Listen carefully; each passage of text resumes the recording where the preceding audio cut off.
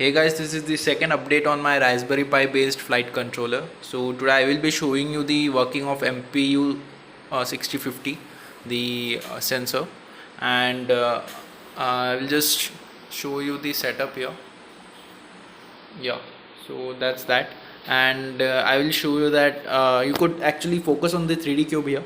So when I'm moving the drone, so left, right, the cuboid is moving accordingly here, and if I go front, there you go, and if I go back, and that's that, right? So if I go like this, it's like that, go like that, it's like that. So that's pretty much straightforward. So I would also like to show you the stability when the motors are at full throttle.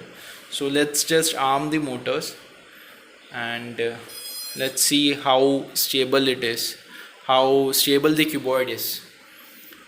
All right, so let's just wait for the motors to arm, and I will show you the cuboid while it is armed. So if these sensors are not working properly, the cuboid will be jumping here and there, so it will just be like this, this, and it will like keep on vibrating. So the motors are turned on, and you can also hear that it's at max throttle. So could see that the cuboid is literally having no issues here. So the sensors are working perfectly fine, actually really good. Let's move the drone, so just for the sake that it's still connected. So yeah,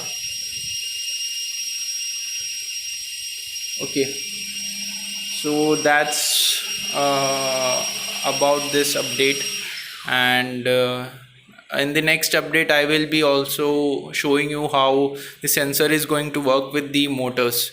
So keep tuned. Okay guys, bye.